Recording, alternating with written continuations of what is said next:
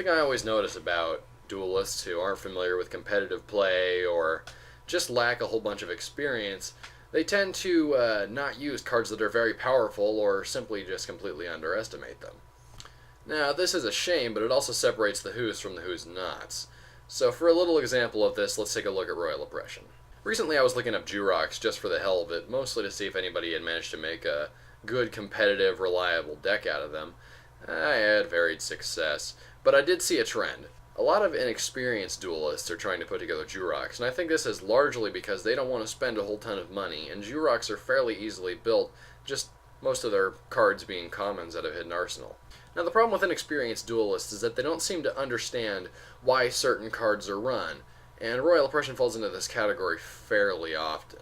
When suggested to them, many said, "Why would I want to run Royal Oppression in this deck? My deck special summons all the time."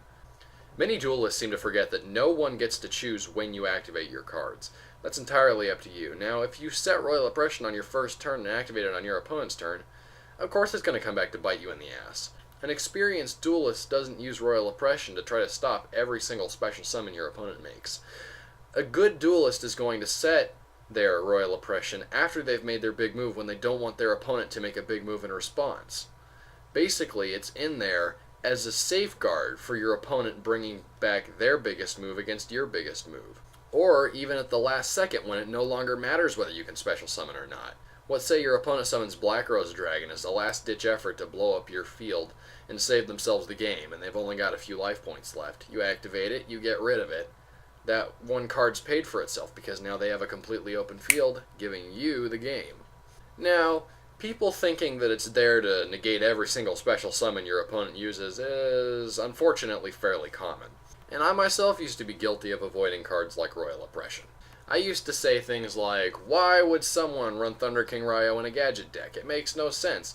Thunder King Ryo stops you from searching, and that's all that gadgets do."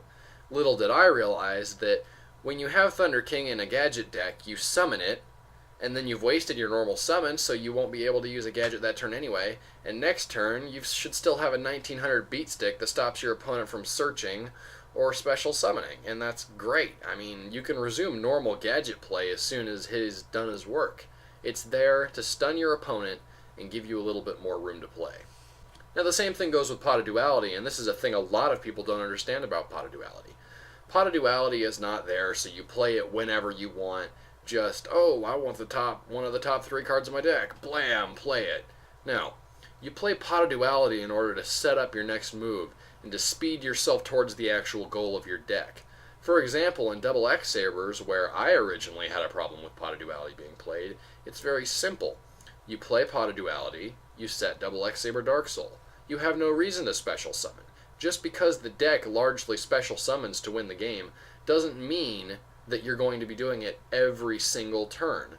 And a good duelist knows that. A good duelist understands how to set up their plays and when to set up their plays. And again, one turn of not being able to special summon is hardly a price to pay for getting that card that could potentially win you the game. That kind of, it could potentially hurt my deck thinking when you are in complete control of the card can be devastating to someone's deck build and keep them away from cards that could truly win them the game. Especially if it's a card like Royal Oppression. It's limited for a reason, and that reason is because it's amazing. So that's my video on basic card psychology, I guess. Anyway, for Team Kokoraime, I am Rathalos, and I'm out.